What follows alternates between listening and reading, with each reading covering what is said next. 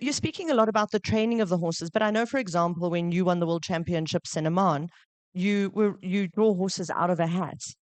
So Yeah. so I think that's quite interesting, and I know we're going to speak about barriers to entry in the sport later on, but you said earlier on it can be any kind of horse.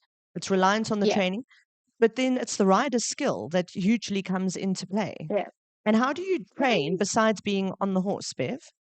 yeah, no, exactly. So is a few parts of your conversation. So the part where I get overseas, like I am meeting this horse for the first time.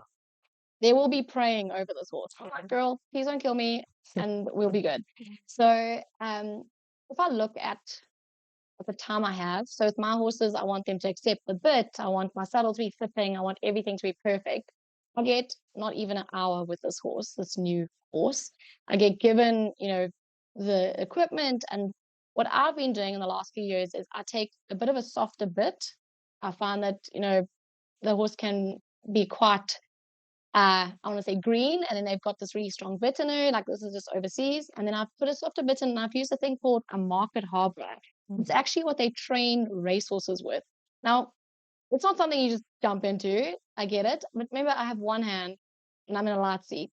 Like Mm. it's not something now that you can grab this horse and now you're riding her with this market harbor. It's something that just helps me keep her head down and not break my nose. I've often got on and actually opted for the least trained horse so that it can be like they're actually a lot less, like they're more calmer versus like they're like, oh, this horse has been tent for years. Like, no, I don't want that one. That one goes too fast, you know. Yeah, they've got too So many buttons.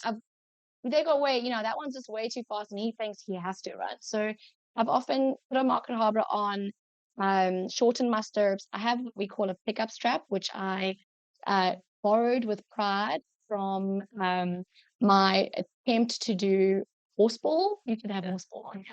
It's a you're swinging off. Yeah. And I thought, I'm not short, and I have to swing that low.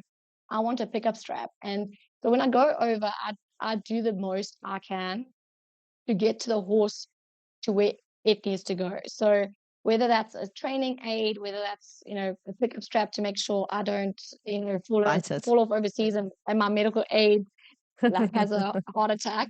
So there's that. And then but when I come home, I think that's also very important. Like since coming this being here, my hubby also does tent pegging. He says he's ridden horse a lot, but he doesn't tent pegging as often. I'm like, I ride. I love riding. I love having my horse in my hand. Like I Mm. said, I want to be in a waterford. So like I know that's also, but or French link, something super soft and one hand, and she must just canter and wait for my like wait. I think that's why I call it wait Wait. horse. You have to wait for me. So you've got So hectic yeah, schooling elements actually to things, and then just to go back to what skills you yeah, as a and not as a rider but as a tent pegger need. You yeah. Is there any way that you can train your weaponry, which sounds terrifying? I can't believe I'm using that in a equestrian conversation. I hope the show jumpers don't know that you're allowed to have swords at an event. I'm joking. Show Yeah, jumpers, please don't yeah. come for me. But that and your accuracy, how do you combine those? So this is what's the word? Not everyone does this. It's something my mom Are you and giving I us some trade came. insights? We're getting some Yeah, expertise yeah, here. something my mom and I came up with, and we've seen the effect of it like rolled out with the kids. So I started running Tentpegging. So like physically, because right, my hand has to be still on a horse. So if my hand can be still while I physically Right. run, I can absorb that. And it's like my elbow or my shoulder here completely detaches and I can be physically running and my lance isn't moving. Mhm. So that's for me, like I do that to get my eye in and not tie my horse out. So if I'm finding that I'm going through a phase where I'm really not good, now you have to ride your horse for an hour before you start actually picking things up, isn't my style. So I'll go back to like the basics, which is then me getting off and me doing the hard work of running up and down. And I make the object really small, so it's like obviously like to scale because I'm physically running. And then I just go until I can get 10 in a row. And if I don't get 10 in a row, I start again.